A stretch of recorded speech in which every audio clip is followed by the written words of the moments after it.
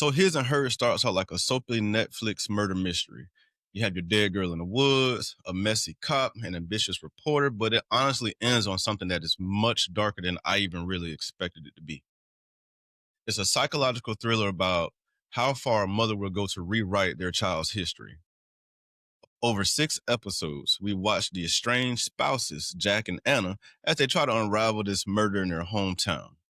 It untangles affairs, teenage secrets from 20 years ago, and a chase to the killer that, honestly, that's right there in plain sight. In this episode, we're going to break down the complete series of His and Hers. We're going to talk about the marriage, the brutal showdown at the lake house, the massive final twist that honestly kind of just changed the way I just watch the entire show. If you finished the show just wondering if justice was actually served, or if you just want to talk about it, lock in with me and let's talk about His and Hers. So in a non-spoiler review, the series basically opens with a dead body and Anna, the TV reporter, basically returning back to work after a year-long hiatus. Following the death of her daughter Charlotte, who her mother was babysitting at the time of her death, she kind of manipulated her way into the situation, but her boss sends her on a homicide investigation into her hometown. The victim, though, Rachel Hopkins, just happens to be one of her old friends. And it doesn't stop there. The lead detective on the case just happens to be her estranged husband, Jack. The story honestly moves with great pace and great structure, beautifully shot. I really enjoy everything about it. And it keeps you sucked in the entire time you're watching it, literally. I did not want to turn this off. As more women from Anna's high school, though, start to pop up murder, the show starts to layer in the affair that Jack had with Rachel, Anna's mysterious and kind of crazy history with the victims, and another present day whodunit that keeps pointing at Jack and Anna the entire time, quite honestly. I swore down that Anna was the killer in this story, and I'm not going to say any more, but maybe she is, maybe she isn't. But she and Jack had a lot of suspicion in the story. She probably had the most, in my opinion, but there's also this other news anchor who, in her year-long hiatus from work, just happened to take her job, named Lexi, who eventually becomes a suspect as well. And you know what? We might as well wrap her husband into it since he's having sex with Anna. So all in all these people look a little bit dirty. The show was basically marketed as a twisty limited series, and it definitely held up to that. I will kid you not, it held up to that twisty. It definitely lived up to that twisty. But the real spine of the show was the relationship between Anna and Jack. That kept the entire show together. Unresolved grief that they're dealing with from the death of their daughter together. Even the question of what protecting your family actually looks like comes up, and it is beautifully done. But what brought you guys to His and Hers? Me personally, I saw the 2 characters and I was already locked in. I didn't need to see a trailer. I didn't need to see any promotion for the show. I knew when I saw John Bernthal and Tessa Thompson that I was going to watch this show. And it didn't hurt that it was a murder mystery and high drama, and it kept you on your toes the entire time, quite honestly, until the last episode, the last 15 minutes. It truly keeps you locked in that long. You will not want to stop watching this show. But before we crack into the spoilers of the show and talk about the entire series in a spoiler version, if you like mysteries, thrillers, and murder mysteries and other things like that, please don't forget to hit that like and subscribe button. I truly appreciate it. It helps me know what you guys like, and I will keep coming back to you with more. I also have more things coming down the pipeline that you guys may be interested in. I hope you are. And from there on out in this show, there are spoilers ahead. So if you have not seen the show yet, please hit pause now, go watch it, come back, tell me what you think about it. But from here on out, we have spoilers. So the series starts off with Rachel found dead in the woods. It opens up with her already dead on top of a car. She was stabbed, we found out, 40 fucking times. So you already know they've laid the groundwork for this to be personal. Nobody gets stabbed 40 times if it's not personal. And like I was saying earlier in the non-spoiler version, Anna, she's trying to get her main job back as the lead reporter in Atlanta in the story, but she can't get that job because another anchor named Lexi is in that spot. So she manipulates her way, which is what I think she really wanted to do anyways. She manipulates her way into this murder mystery by telling her boss that, hey, I know a story about somebody that got murdered. This immediately sets her up to look dirty the entire show. So while he really didn't want to go along with it, he eventually agrees to it, send her back to her hometown to report on the murder. And while we eventually find out that she was already in her hometown the night of this murder, her husband Jack is also hiding the fact that he is having an affair. I guess you could call it an affair, but they're estranged, but they're still married, so it's an affair. But all that aside, Rachel, the person who was murdered, go figure that. And just so happened, he happened to have sex with her on the same night that she was murdered, because the coroner just happened to let us know that, yeah, she was murdered. And I don't know if she had sex before or after, but she was full of cum. And I thought that was a little graphic, but that was hilarious, the way that she delivered that line. And okay, excuse my twisted humor. But like I said, all Jack's attempts to cover this up they're messy. He obviously sleeps with the victim. He tries to cover up his DNA and give a bad DNA sample to the coroner who asked for it. He does a great job of attempting to stonewall his partner Priya, who was assisting him in the investigation into the murder. And it honestly kind of turns him into the prime suspect, at least in her eyes. And I guess in all of us viewers' eyes, that he was basically the prime suspect at this point. But for Anna, every single step she takes in this story, she looks of confidence, but she's been drugged through the mud at the same time, because we see scenes of her breaking down in the car, crying about their daughter being dead. We see scenes of those old wounds being ripped open, and it may be affecting her character while she's in private, because she does not display this in public in front of anybody. This all happens when she's by herself. And quick warning, if you haven't read the book, I haven't read the book, but I did a little research on the book. The show isn't necessarily shot this way, but kind of knowing that the book unfolds in two different perspectives. And if you listen to some of the monologues, she kind of tells you that two perspectives, somebody's line, his, hers, ours, theirs, all of that. So her perspective always made her seem like she was lying. And I never saw any truth in her perspective. But more on that later. But for you guys, early on in the show, were you super suspicious of Anna or Jack or anybody else in the show? Or were you still trying to unravel everything, kind of sit back and see where the mystery was going to take us? So further on in the show, through flashbacks, we finally learn about this deep hidden secret that they allude to the entire show. This something happened 20 years ago. Oh, my sister died 20 years ago. Like, something about 20 years ago was going to come to a head. But we see that although she never truly reveals the story to Jack, we learned that on Anna's 16th birthday, she was actually raped by a group of guys. And all of this happened while Rachel, Jack's sister Zoe, and this other girl, I can't remember her name right now, sat back and watched and laughed. Wendy, that was her name, the school head lady. She actually pops up murder as well. But they tried to sexually assault Catherine first, but she was able to, Anna defended her while the other girls just sat there and watched. And Catherine ran away, which was kind of fucked up, because she just saved your life or saved you from being raped, but you turn around and look and run away as now she's been attacked. Yeah, that's messed up. But this night, 20 years ago, is the emotional engine for everything in the show. And you obviously unravel that as you get through it.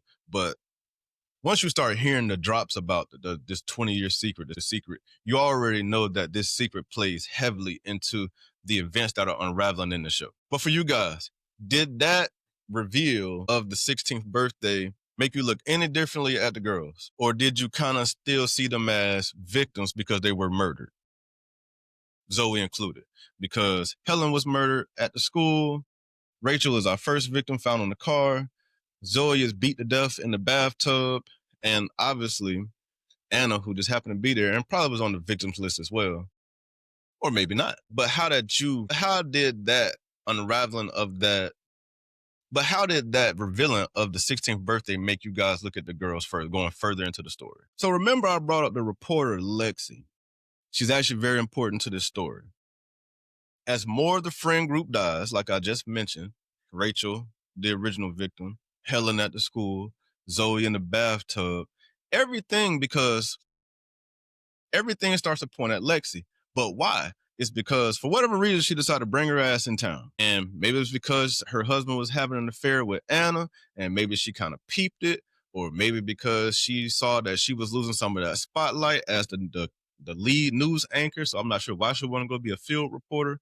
But all that aside, why show up if you don't have anything to do with this? And us in the lake house, it's revealed that Lexi is Catherine, the girl that got away while you got raped. They hadn't seen each other for 20 years or more. That wasn't really said how long it had been since they had truly seen each other. I guess since they probably graduated high school. But she left her on her 16th birthday to get sexually assaulted by 2 or 3 guys, and she bolted on her after being saved. And I forgot to mention, how do we get to the lake house? Lexi's husband, who just happens to be having an affair with Anna, invites Anna to the lake house where it's okay for the women to be in the same room because Lexi just wants to bury the hatchet. Maybe literally, maybe not. But Lexi just wants to bury the hatchet, get past the past, and start anew. I don't know if Lexi's intention in this moment were to, and I haven't read the book, so I'm not sure if it's fleshed out further there. I don't know if her intention was to be like, hey, I'm Lexi. I know we work together or whatnot, but I'm truly Catherine. You may remember me from your 16th birthday where I let you get raped after you defended me. So I'm not sure, but Anna's senses definitely go off in this moment when she starts looking at the pictures on the wall and she's like, she put it together. So she starts to think that, well, if she changed her name from Catherine to Lexi, changed her identity and all of that, her husband has to be in on this. All of our friends are dying. She disappears. I get invited here. Literally right after a murder just happened. I know you guys are out to get my ass. So once Anna realizes this, she immediately jumps on her phone and either calls or texts Jack and be like, hey, get your ass here. I dropped you a pin. She called him. I dropped you a pin. Get here. It's Lexi and her husband, and they're trying to set me up, blah, blah, blah, blah, blah. But long story short, Anna and Lexi's confrontation is a wonderful scene. It's a really good fight scene. Haven't seen a lot of those in these type of series. It's usually let's shoot the victim or we'll chase them for a few minutes and we'll get them down. But this was honestly a really good fight scene. Glass shattering, tables breaking. It's like a good old Royal Rumble. But what's crazy is all of this fighting goes on. Jack has to knock his partner out literally in order to go there and save him after he finds his sister Zoe in the bathtub dead. More on that in a few. But he has to knock his partner Priya out to go save his estranged wife. He arrives there in time, as they always do. He jumps in front of her to save her from Lexi, who was pointing a gun at her at this moment. Click, click, click. Ain't no bullets in the gun. But Priya just happens to make it to the scene right on time and shoots Lexi right in the head. Great shot. So now Priya thinks that she has saved the day. Although she's been knocked out and she didn't seem too pissed off about that. I would have been, but you know what? She was too gung-ho. She should have gave her partner a little bit of leeway and kind of maybe let him just do his own thing since he was more experienced than her. At the end of the day, she thinks that she's the hero and she solved the crime and she saved them from being killed. But you guys tell me, after Lexi was shot, did you feel like the show was over? Everything was buttoned up and wrapped up and, you know, we're going to move on? Right until we got that 1 year later. So like I said, the final episode jumps a year into the future and it reveals everything. Anna and Jack have reconciled their marriage. They're back together. They're also pregnant. Jack has adopted his niece. You know, his sister died in the bathtub. So they have the family that they wanted before now. Pregnant, neat. Well, I'm sure you didn't want it that way, but you have the family together that you always wanted. You know, she's back in the anchor chair now. So everybody's living up. Everything is good. And obviously, officially, since everybody's moved on, the case itself is officially closed at this point. And that's when it all unravels. Anna's sitting at the table, reading a letter that her mother wrote her. And damn, what a fucking letter. She unrevealed everything. How she was playing like she was losing her mind or had the dementia, walking around, getting found in the streets naked. And it all makes sense now. Of course that she was walking around in the street naked after she just got done slicing throats, stabbing people up 40 times. And the reason is because she uncovered the videotape of the sexual assault at the 16th birthday. And there is nothing that most parents wouldn't do for their children. even if it takes 20 years. Crazy thing is how she kind of frames all the murders like she was carrying on some twisted act of maternal love and showing that I would do anything for my child, which she did. You know, she brought Anna home initially, although she was already visiting her daughter, by killing Rachel. She was able to keep her home by killing Helen. She gave her this new family that she's always been looking for by killing Zoe. Like, this letter that she wrote was massive. I'm talking, it gave me chills. It's giving me chills not even talking about it. This was a great way, a great twist. This is a great damn show. But this was a great way to close out a story that honestly was already good. It could have ended with the gunshot at the cabin and it still would have been a great story. But this twist just like makes you look at this show in an entirely different view. Because everybody probably watched it. Everybody that has seen it probably watched it and was like, I got it figured out.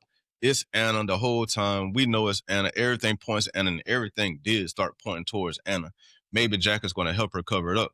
But the mother pretending to have dementia and killing all these girls that sat back and watched, which, are you mad at the mom for doing this? Tell me how you guys feel about that.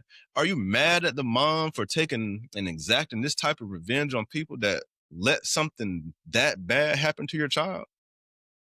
Honestly, because this is a show and a book, I think it's justified. I did not look at her as some monstrous vigilante or some crazy mother. I looked at her as a protective parent in a fictional world that stood up for her kid. Why not? But even then, after the letters revealed and all of that stuff like that, Anna's reaction, the smile, the looking back and forth at her mom of just pride, like, damn, my mom fucked these people up for me. She whacked these people and took them out, and damn, you know, she doesn't, like, what do you guys think about Anna after that moment? She doesn't confront her mom, Alice. She doesn't tell her husband, Jack. And I don't know if he's still a cop or not, but she doesn't tell him. She definitely doesn't call the police. So does this make her complicit in the crime now? Even though the case is closed, but does this make her complicit? Because she clearly enjoyed it. She's not mad about it. If you were Anna, would you have turned your mother in? I wouldn't. But what would you do? So let's talk about the title, His and Hers. It clearly points to Jack's story versus Anna's story, or his story versus her story, or Jack's investigation versus Anna's past. Or what about the mother's story versus the daughter's story? Because although it is his and hers, it's the mother's story that truly matters because she was the one behind all the murders. But His and Hers starts us off as a Who Killed Rachel story, and this is a great watch. Please go watch it. But it truly ends on who rewrites the family narrative story, in my opinion. You let me know what you think, but that's my opinion. It's the cheating husband trying to fix the family. It's the wife that's grieving and maybe wants her family back, or it's a mother that's willing to do anything to have a second chance for her kid. However you want to look at it. That's what it was. But it was great. 10 out of 10, 5 out of 5, however you want to put it. This was a great watch. But let me know what you guys think about His and Hers. Like I said, I think it is a 10 out of 10 easily. It is January 9th. It is January 10th. 10 days into this new year. And I guarantee you this will be one of the best shows of the year. It is too good not to be once we get to December, and maybe we'll reflect back to this video. I guarantee you guys this will be one of the best shows of the year. To top this is going to have to be really, really good. Netflix is setting a standard going into the new year. Thank you guys for watching. Keep coming back for more. Please don't forget to hit that like and subscribe button if you already haven't. And keep coming back for more content. Thank you. I appreciate you all. I'll see you next time. Bye.